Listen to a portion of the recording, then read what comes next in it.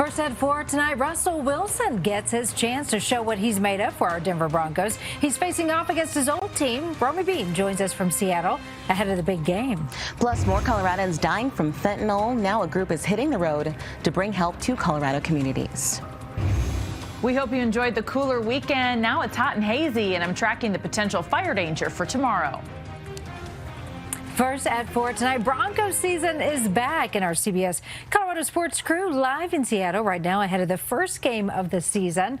In just about 2 hours, Russell Wilson's going to take on his former team, the Seattle Seahawks. We're going to get to Romy Bean there live in just 1 minute. First, though, thanks so much for being with us. First at 4 this evening, I'm Karen Leigh. And I'm Mekialaya. We are so excited to launch this new hour of news for you.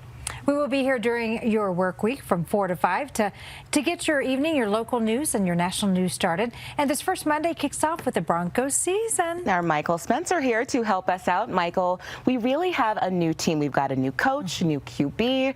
Broncos country, it's buzzing right now. And they've been waiting for a long time, right? We all have. It's crazy to think the NFL schedule came out 4 months ago today. So Broncos country has been waiting for this game, and tonight the wait is finally over. Broncos and Seahawks kicking off at 6:15. And of course, the big storyline is Russell Wilson's return to Seattle. Romy Bean joining us from Seattle. Romy, you got there yesterday, so what is the vibe around town?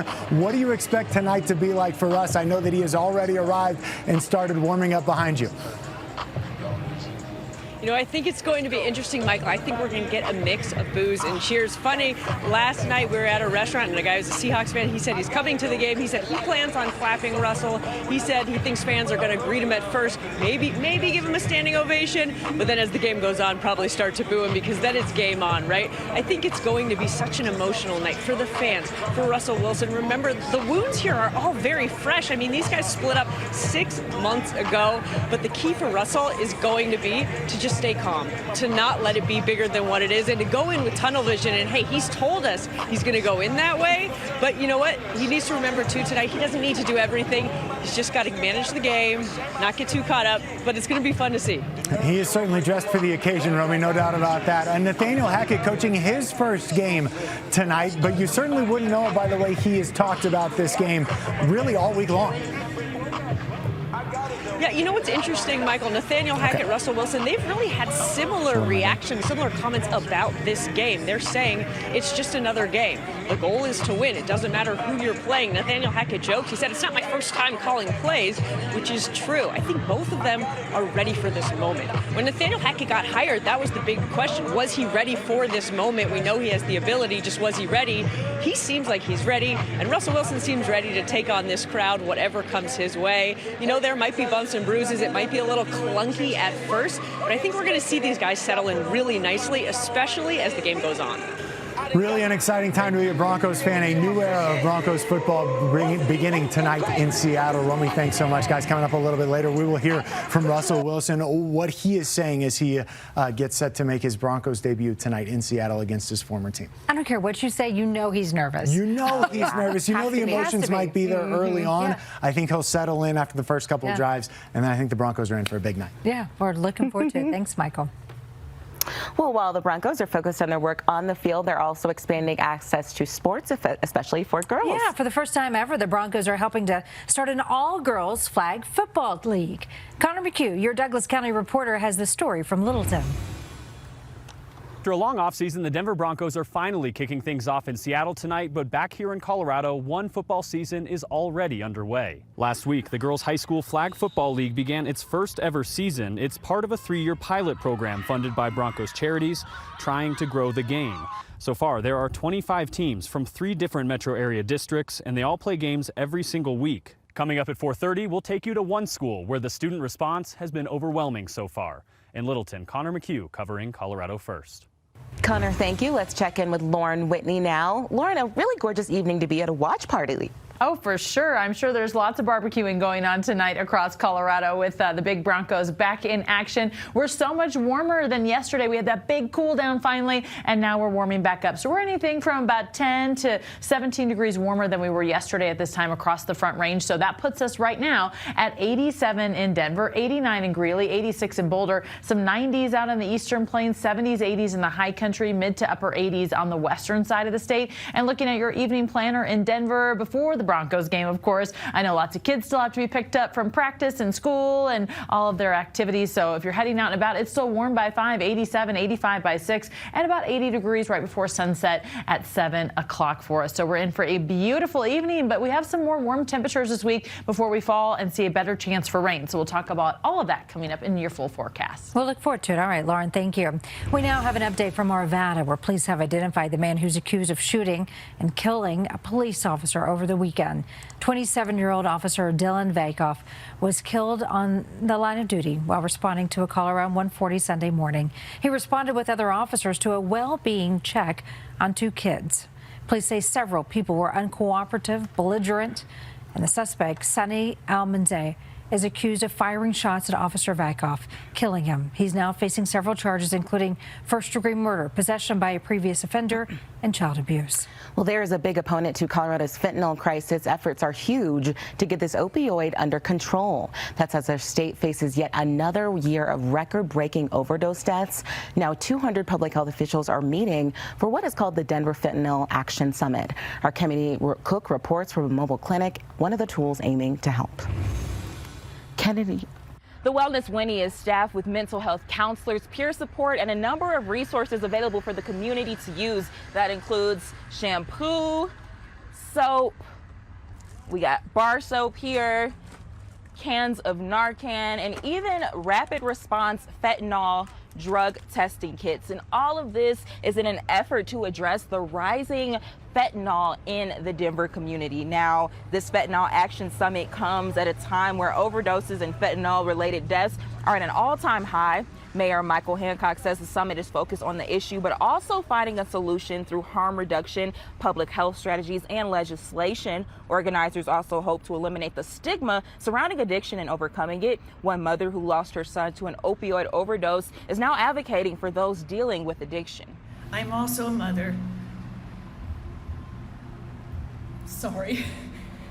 whose son Mark died of a preventable heroin overdose after fighting with everything he had to overcome his addiction, a death that could have so easily been avoided. Mark could and should still be here. We've linked resources for mental health and substance abuse at CBS4.com. There's a phone number there that you can call or text. There are also advocacy groups both locally and nationwide that you can join as well. In Denver, Kennedy Cook, covering Colorado First. A final decision today from Aurora City Council on what your lawn could look like. Council members will discuss drastically cutting back on the amount of grass at new build homes, as well as any decorative grass in the city like the medians. The ordinance has undergone several hearings, and tonight's would finalize those restrictions. Those restrictions look like this. It would limit the amount of sod to 500 square feet. The rest would need to be turf or xeriscaped. It also gets rid of any new golf courses. The goal, of course, is to limit water use. The city says this could save 25% for the city in water usage. And happening right now, the decision that could determine if your flight leaves DIA on time when it snows. Denver City Council members are discussing the snow removal budget. That proposal could add $11.5 million to a new contract. Now, it would come to a grand total of $77.1 million. That new contract would amp up snow removal efforts at DIA in certain areas like ramps. Now to Arapahoe County, where Black and Latino families are earning more money.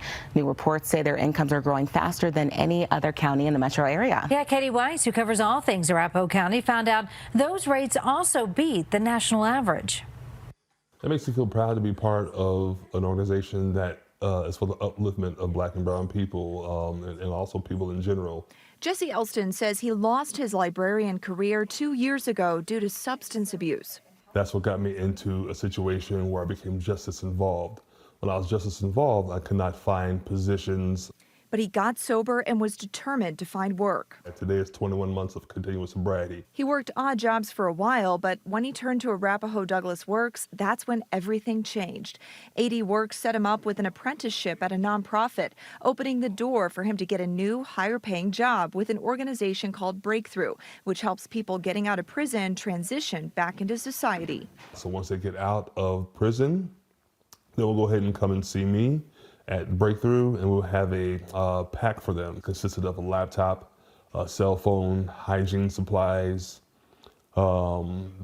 gift cards, and things like that, bus passes, and we help them get them on their feet.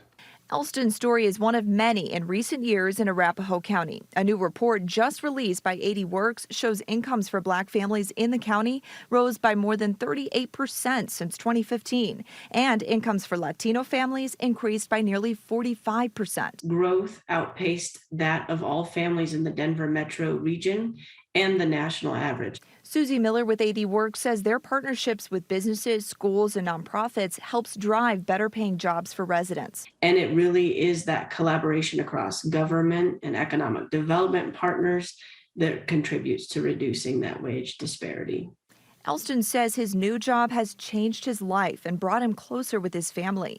He's glad to help give people second chances after he too needed one not so long ago. And it makes me feel good to help somebody who's looking for help. Reach out to organizations like AD Works, because they will set you up in a position where you can get training, and you can also forward in your life and become making more money.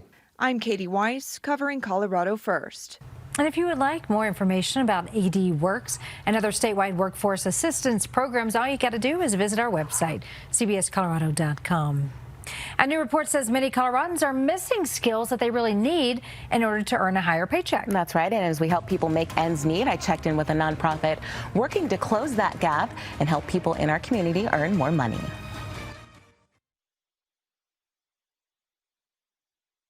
First Alert Weather is sponsored by Lifetime Windows and Siding. Get $500 off each window, $1,000 off each door, and 25% off siding and installation. Your first at 4 Health Watch this evening. President Biden is in Boston today, making another push for his cancer moonshot. The president hopes to cut the cancer death rate in half over the next 25 years, using funding that has already been passed by Congress for research and prevention, early detection, and treatments.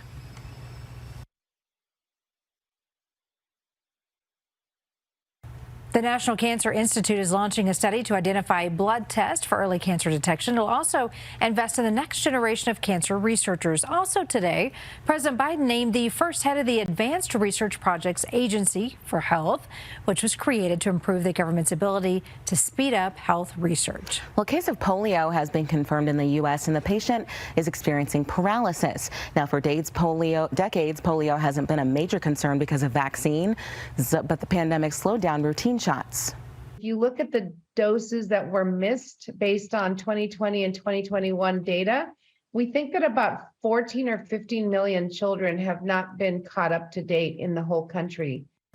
So doctors hope the resurfacing of polio will encourage families to get their kids caught up on all shots. Let's take you outside now for a live look from Empower Field. Bucky cheering on the Broncos ahead of their first game, and it is a beautiful afternoon. Lauren, a beautiful night here. Certainly if you want to watch the Broncos outside on your outside TV. I think that sounds like a great idea. It's going to be actually warm outside after a big cool down. So let's take a look at what's going on outside. What we're watching here in the First Alert Weather Center is a warmer and dry start to the week. We do have more out-of-state smoke that has rolled in. And of course, as we head into Tuesday, we do have some rain that rolls in mainly to the western side of the state. So let's start off with that smoke. A lot of people have been talking about this today in our newsroom. It's been a bit hazy out there in some spots, but looking at that smoke filtering in, we will see more of it by tomorrow or this evening, still in the northeastern part of the state, still in the northwest, and it kind of creeps back into the Denver area or close to us by Tuesday morning. And then we'll see smoke and haze mainly in that northeastern part of the state and off to the east throughout the afternoon and evening. We'll still see some across the Front Range, but again, the worst of it will be off to the east. Now, temperature is certainly a whole lot warmer out there. 87 in Denver, 89 in Greeley, low 90s for the far eastern plains, 70s, 80s in the high country. country and lots of upper 80s for western Colorado. So that brief cool down we had this weekend was so lovely, but we're back to that heat. And right now we have 88 from our weather watcher, Larry Little, who lives in Berthoud. Now checking in with those temperatures on Tuesday. It's actually the western side of the state that will see some weather action tomorrow in terms of rain and some cooler temperatures. Lots of 70s and 60s from the divide on. Front Range Eastern Plains, we're looking at lots of 90s to make a comeback. 91 in Denver, 93 in Greeley, low 90s for the far eastern plains. And then checking in with our satellite and radar, there's just a little bit of rain, a little thunderstorm near Durango right now. Otherwise, the rest of us are on the clear side, and we will see a better chance for rain out west tomorrow. So the futurecast shows a little bit of rain starting early tomorrow morning for southwestern Colorado with some clouds building, and then we'll see a nice wave of moisture kind of roll up through the state throughout the afternoon and evening. Now we'll see a few more clouds in Denver throughout the afternoon, but we should stay on the dry side with that rain possibly continuing even late at night. And then we'll see a chance of rain here in Denver coming in on Wednesday as temperatures drop down to 82 degrees for us. So we see that bigger cool down. And temperatures will be significantly cooler on Wednesday, still in the 60s and some 70s in the high country and off to the west. But then the Front Range and Eastern Plains on Wednesday, we get a good chance of rain, and we will see temperatures drop down to about 82 here in Denver, 85 in Greeley, upper 80s out east. And then we spend a couple of days in the low to mid 80s. Our normal temperature is 81, so we're actually still above that all week. And just because we're already talking about the Broncos, let's preview next Sunday's game. Kickoff is at 2:25 right here on CBS4, and we're looking at temperatures to likely be in the upper 80s and low 90s. So it's going to be very warm out there for that Texans game. And then we'll stay in the 90s again on Monday. So toasty temperatures around here, but we're kind of sandwiched between a nice streak of some cooler weather coming our way. Lauren, thank you. We are talking making ends meet first at 4. Now, some of you might be familiar with this, but Colorado has what's called a workforce skills gap. So right now, about half of the jobs out there need skills training beyond high school. That's according to the National Skills Coalition. But only 39% of workers have that training. That means many of them end up with lower paying jobs. So today I visited a nonprofit actively working to change that. It is called Cross Purpose, and it gives students a path for future employment to break the cycle of poverty. I met a couple of those students who shared their stories of triumph. They pair it with something else and you find... Class is in session at Cross Purpose in Inglewood. Dozens of students here are getting valuable tools to help them build capital, economic, social, and spiritual.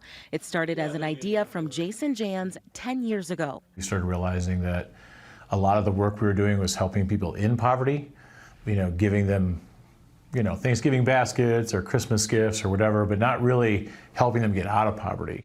And it's something Anthony Gutierrez says he's needed for years. He was referred here by a friend. I went down the wrong road with drug addiction, and I've overcome that. And now that I'm here, 2 weeks in, I'm more than excited about my future here. Vince Anders has a similar story, coming to Cross Purpose after being in and out of incarceration. I've been homeless and from the streets, and ended up getting around the wrong people in life. I was actually eager to get my CDL and came across this opportunity on social media, on Instagram, and I feel like the Lord works in mysterious ways. Now both have a changed perspective on life, prepping now for job interviews, determined to do better. There's a lot of people out there, and I feel like I'm not the only one. I mean, God is good, and He can help out anybody. If you definitely put your mind to your hopes and your dreams, you could definitely make it succeed. So. And you're living proof of that. I am, definitely. So. Look at that smile. You can see just how proud and excited these students were, Karen. It was incredible to hear their stories. So inspiring. And they should be, right? They've gone through a lot. They're working hard. It's fantastic. Absolutely. And, if you're interested, we will have more information at cbscolorado.com. You do need to be 18 or older to join Cross Purpose. Her final resting place, how an entire country preparing to say its last goodbye to Queen Elizabeth. And we want to take you live to Seattle. Once again, it is Monday Night Football. We are live ahead of the Broncos' first game of the season, kickoff in 2 hours. We'll check back in with Romy and our sports crew in just a few minutes. Every Colorado morning is the start of a new day. New adventures ahead, obstacles to avoid, challenges to conquer. CBS Colorado Mornings is with you to start every day right. First Alert weather with the plan you need. First Alert traffic tells you which way to go. And breaking news informs you about the big things happening where you live. Available on any device, anywhere. See the news you want on your schedule from 4:30 to 10 on CBS News Colorado. CBS Colorado Mornings, covering Colorado first. Covering the world for you now, mourners in Scotland are saying farewell to Queen Elizabeth today as she makes her final journey back to England. Thousands packed the Royal Mile in Edinburgh to say goodbye to the Queen in a procession led by King Charles III. The monarch will lie in rest inside St. Giles Cathedral for 24 hours. Meanwhile, in London, the King addressed British Parliament for the first time. She set an example of selfless duty, which, with God's help and your counsels, I am resolved faithfully to follow. The Queen's body will be flown to London tomorrow night, where she will lie in state for 4 days. Queen Elizabeth will reach her final resting place here at Windsor Castle 1 week from today. And we're also covering the nation. One of Colorado's senators will be on hand at a White House ceremony tomorrow for the Inflation Reduction Act. Senator John Hickenlooper credited with saving the legislation and helping get it passed. The president signed it into law in August. Let me say from the start, with this law, the American people won and the special interests lost. It's about delivering progress and prosperity to American families. And our Sean Boyd is on her way to the nation's capital right now. Yeah, she is. She will have reports for us tomorrow on what this legislation means for all of us and its impact on the closely watched Senate race between Michael Bennet and Joe O'Dea. All right, coming up, we meet some of those involved with Colorado's first ever high school girls flag football team as they kick off their season. CBS4 Closed Captioning is sponsored by the UPS Store locations of Denver and Northern Colorado. Look for Ion Small Business Spotlights highlighting small businesses in our community. Welcome back. Thank you so much for being with us on this first day as we kick off our new hour of news right here on CBS Colorado. This is First at 4. I'm Karen Leigh. And I'm Mekialaya. We appreciate you spending time here, and we're so excited to officially launch our new newscast today, especially with Romy Bean joining us live from Seattle ahead of the first Broncos game of the season. Romy, you said it best on Twitter. We've been waiting all day for Monday night. We certainly have, guys. We've been waiting for this 4 p.m. show. We've been waiting for the Broncos season to start. We've been waiting for Russell Wilson to make his return to Seattle. There is so much excitement, so many emotions surrounding this night because the headline, Russ returning to the team that he led for a decade. And he returns here to Seattle as the all-time winningest quarterback in Seahawks history. He led them to well over 100 wins. And, of course, that Super Bowl win we all know about. Russ called his time in Seattle one of a kind and very special. He said he's looking forward to seeing his old teammates, but most of all, he's looking forward to playing a game with his new teammates. And once that whistle starts and he gets between the white lines, his only focus is winning. It'll definitely be an experience I've never experienced before, but it'll also be an experience that I'm going to enjoy the journey of it all. You know, my focus is going to be on joy. My focus is going to be on my teammates and us playing our best football that we can possibly play against a really good football team. And that's what we're going to have to do. And so to play a great game, you can't be, you know, you can have passion, you can, you know, have some emotions and all that, but you can't be emotional. I mean, it's obviously going to be electric that he's back at home where he started. But at the end of the day, he's Russell Wilson, and he knows what to do. You know, this ain't his first football game. Look, even though Russell says this is just another game, it's not. A win tonight would just mean a little bit more. And the same is true for Shelby Harris and Noah Fant. Both were shipped out to Seattle as part of the blockbuster trade for Wilson. And you better believe that tonight those guys are hoping to make a statement. You know, I want to do everything I can and do my part to make sure that Seattle came out, you know, the winners of this trade. You know, make sure that, you know, after this game, maybe they look out and they'll be like, damn, maybe we traded the wrong person. You know, guys, frankly, I do miss Shelby Harris's honesty, but there's a resounding theme here, and that's everybody wants to send a message tonight, especially it's Monday night, it's prime time, it's the only game on TV, so the focus is heightened. But the biggest thing, the guys have to not let the emotions get to them, and Russell Wilson seems poised and ready to handle this without getting overwhelmed. Yeah, Romy, we can't wait to get this game going. So thanks so much for being there with us tonight. We're going to catch up with you coming up in about 20 minutes. Xfinity Monday Live is going to move to tomorrow this week, Tuesday. You don't want to miss this one. We'll be talking with Broncos running back Melvin Gordon after the big game. CBS4 Sports is going to be live out there for you at View House at 6:30. And always come on out and say hello. Well, the Broncos will kick off their season in just a couple hours back home in Colorado. A first-of-its-kind football league is already showcasing local talent. That's right. And in these games, high school girls, the ones making the highlight reel plays. Our Connor McHugh shows us how this is all part of a bigger push to grow the game. A week into the fall season, Hannah Rockland and her new teammates can't seem to get enough.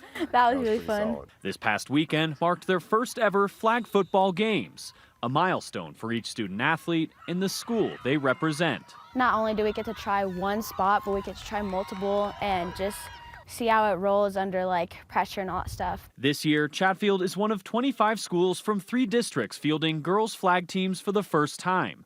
It's all part of a 3-year pilot program supported by CHSA and funded by the Denver Broncos. Not only does it help us grow the game of football and get more girls on the field, playing flag football, but whenever you can also offer up another opportunity for girls to play a scholastic sport in high school, it's just a win-win. Of the 550 players so far, close to 80 are at Chatfield, much to the surprise of Coach Alexis Rochalt. We thought maybe 2 teams just so that girls weren't sitting on the sidelines and everybody can be included, but we never thought 4 teams. Keep it up, D!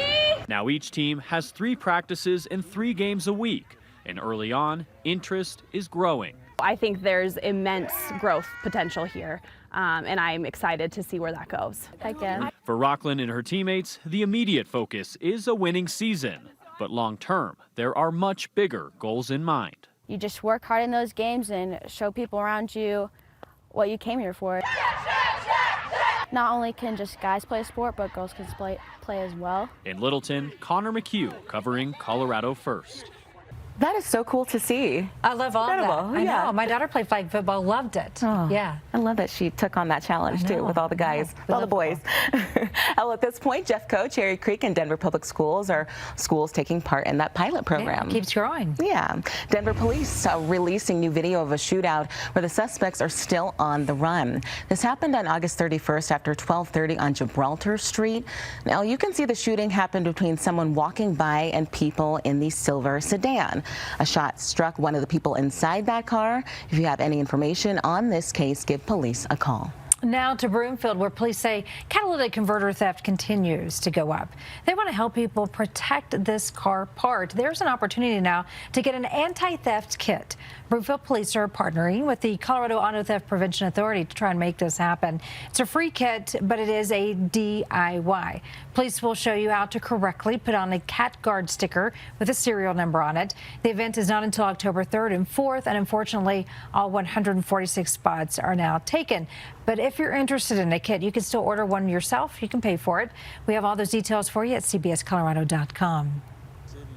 First at 4, he tried to assassinate the president of the United States after planning the attack here in Colorado. Now that man speaking to our Rick Salinger about the assassination attempt. It's an investigative story you will only see right here on CBS News Colorado.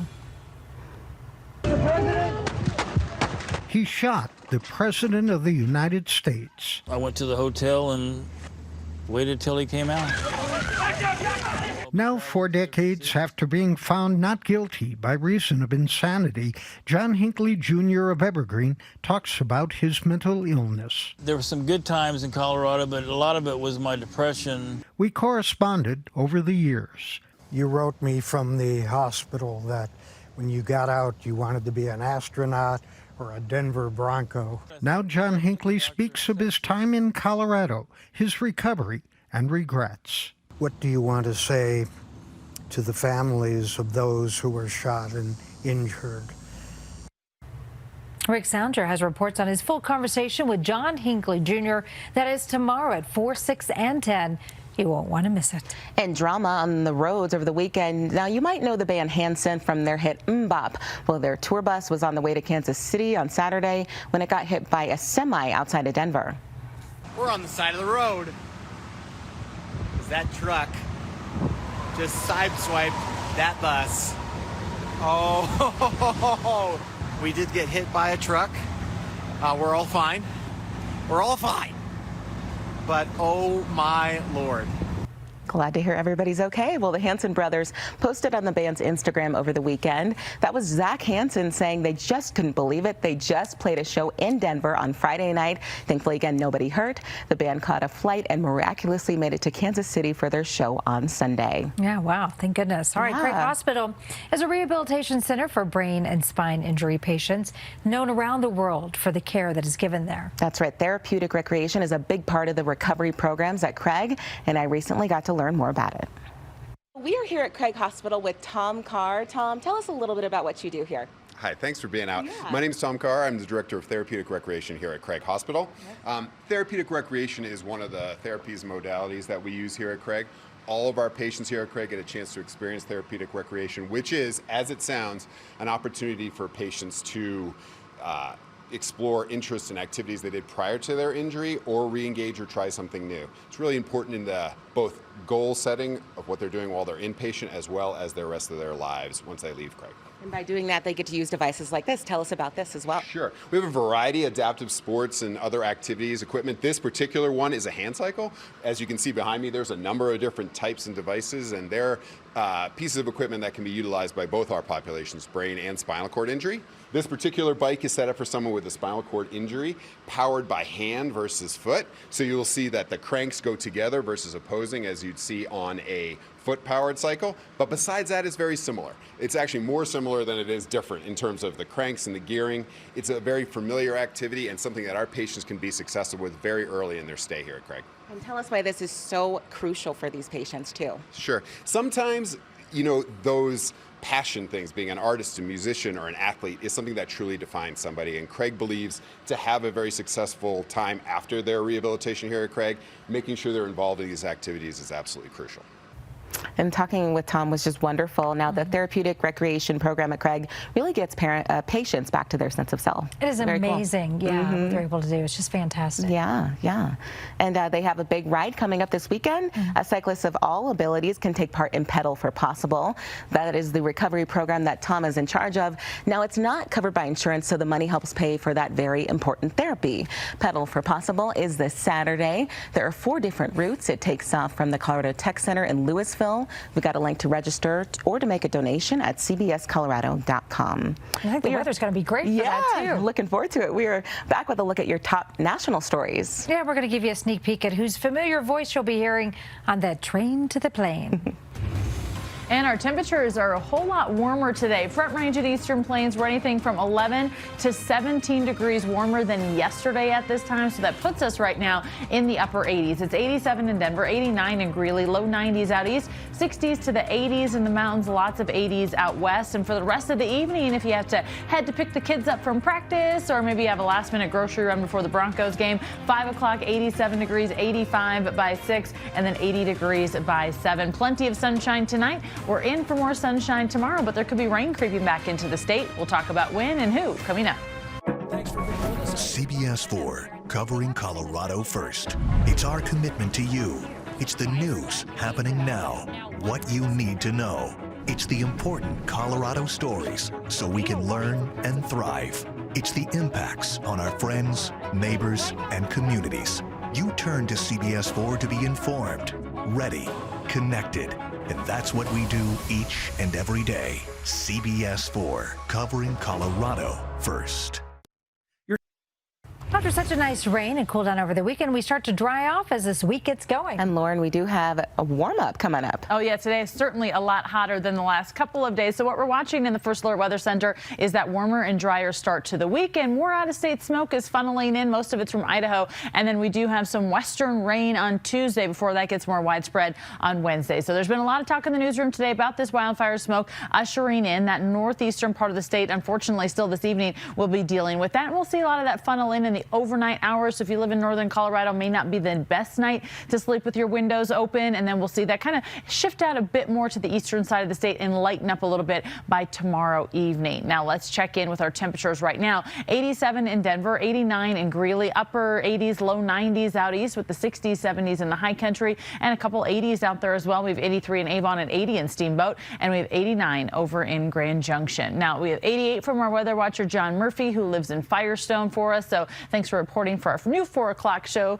John, and checking in with our temperatures on Tuesday. Really, everybody west of the divide for the most part should be in the 70s. So we're looking at 71 in Breckenridge, 75 in Grand Junction, 73 in Aspen. But for the Front Range foothills and out toward the eastern plains, we're looking at a lot of upper 80s and low 90s. So 91 in Denver tomorrow, 93 in Greeley, low 90s out on the eastern plains. Front Range eastern plains, we should stay dry, but you see a little bit of rain down in that southwestern corner of the state. That only gets more widespread throughout the afternoon tomorrow. So we wake up to a bit more cloud cover in western Colorado, and then we see kind of a wave of rain flow through the western side of the state from the southwest to the northwest, and we'll see some scattered showers throughout the afternoon and evening. A little bit more cloud cover in Denver by Tuesday afternoon, and then we could still even see some late night rain down in the San Juan, I should say down close to the San Juans, and then up into parts of the foothills could see a little bit of late night rain out there. Otherwise, the rest of us are going to be on the dry side. But we have a chance of rain here in Denver on Wednesday. Still hot on Tuesday, but Wednesday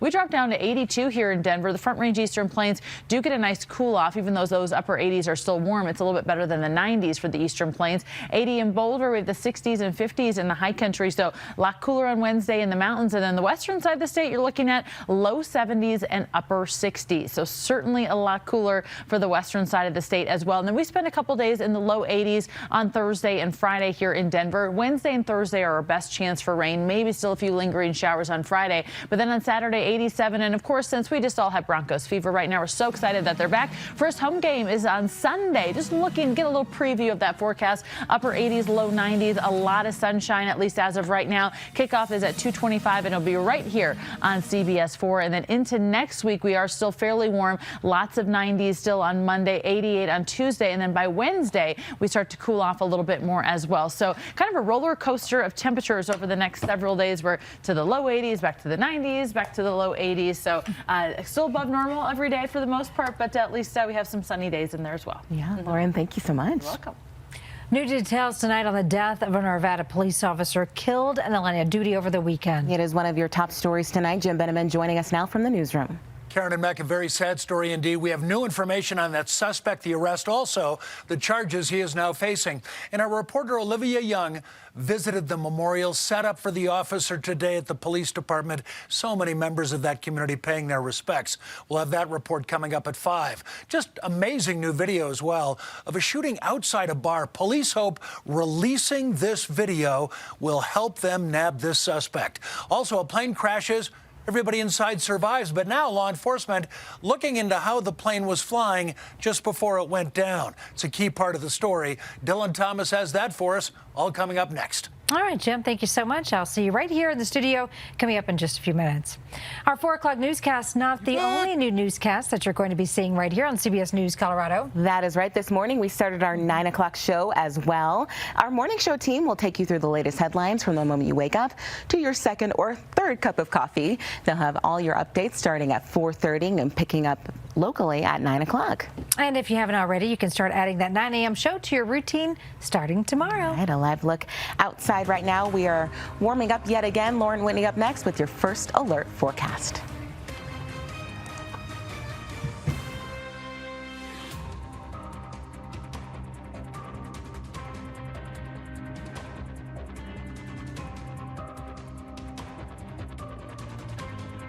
News in more ways to help get you out the door. CBS Colorado Mornings, news on the go to start your day. Available everywhere you are, on air and streaming live on CBS News Colorado. Join us weekdays from 4:30 to 10 on CBS Colorado Mornings. Governor Jerry. All All right, we are back taking a live look for you in Seattle this afternoon. We are taking you right there to Seattle. Look at all those Broncos fans. Broncos, of course, warming up for their first big game of the season. We're just about 90 minutes away from kickoff there at Lumen Field, and they are not messing around, are they? So glad to see the Broncos out there in Seattle. That guy's got his game face on, too. He's ready to go. He's serious. Right, our sports team is there. They've been reporting all day live from Seattle, and all eyes are on Russell Wilson as we see our new QB in action for the first time against his former team, the Seattle Seahawks. The Broncos are trending right now at 4. The team is ready, and those faithful fans even more ready to kick off the season. Yeah, Broncos country is home to the loudest, the proudest, and of course the best fan base, we think, in the NFL. And today we are excited to kick off a new series. Michelle Grienko brings us the Orange Zone to meet some of the biggest Broncos fans. She went to a preseason tailgate to show you what it's all about. What makes a Broncos superfan? They're passionate about their team. Go Broncos! They never waver. Broncos! They stick with them through thick and thin. We know Broncos fans bleed orange and blue. This is Bronco Libre. And are the best fans in football. Born and raised here, they're #1. They're the best team ever. But do you have what it takes? Are you a superfan? I am a super fan. Absolutely, 100%. To make it to the Orange Zone? All right, we know Broncos fans love their team. So if you're a superfan, I want to hear from you. Like these guys, the Horsemen. I want to hear your story. I'll come and hang out with you at your house, at a tailgate, whatever it is. I love that Bronco Libre. Yeah, no, there's some good costumes there. Right. Well, you can get in on the Orange Zone. Share your superfan story with us so Michelle can feature you ahead of those Broncos home games. Yeah, we can meet you. Email us at orangezone@cbs.com or post on our Facebook page. Well, the orange and blue is just bleeding all over the state. When you go to the airport or you come back from a trip, you're going to hear a very familiar Broncos voice. Yeah, safety Justin Simmons will now welcome you on the train to the gates. Welcome to Denver. This is Justin Simmons, All-Pro Safety with your Denver Broncos. We have the greatest fans in the league, and I'm proud to play in this amazing sports town. See you on the field, and go Broncos. Ah, we love Justin Simmons. All right, DIA, share that video with a little behind the scenes with him. And temperatures are back to the warm side after a cool down this weekend. 80s for the Front Range and some 90s still out on the Eastern Plains. We'll talk about a little cool down this week, and then we'll talk about more heat heading our way this weekend. We are so excited about the Broncos' first game that we have to go out and give you a shot of Bucky out there at the Broncos Stadium. We wish they were here at home so that we could be out in the parking lots, of course, cheering them on. They are in Seattle tonight, but our crew is there. They've been giving us fabulous reports already. Let's toss it over to Lauren. And Lauren, I believe that the weather here is still pretty warm. Oh, yeah, it's toasty outside. We had that cool down this weekend, and gosh, it was gorgeous outside this weekend. 86 in Denver, 88 in Akron, low 90s right now out in the Eastern Plains, 60s to the 80s in the mountains. 68 in Leadville is our cool spot, 81 in Avon, though, 89 over in Grand Junction. And for the rest of the evening, we're looking at temperatures in the 80s with lots of sunshine. And then we have a cool down coming later this week. Your first alert forecast is at 5. Lauren, thank you. A mudslide trapped dozens of people in California. Helicopters rescued about 50 people who got trapped in the Lake Hughes area about an hour north of Los Angeles. Mud pushed cars off the road there. One woman said she and her children were on top of a vehicle that slid off the road. Others said water got inside their cars. In Missouri, 2 children and bus driver recovering after the school bus rolled. Happened early this morning on the way to school. Police say it was a rural road. All injuries are not serious. That's the good news. Officers are still looking into how that crash happened. And the newest upgrade to Apple's OIS lets people edit and unsend messages. The company says you can now mark iMessages as unread, but the update only works with iPhone 8 and up after you update your software. Interesting. Yeah. Well, thank you so much for joining us. First at 4. Yeah, Jim Benjamin joins me right now for CBS Colorado at 5.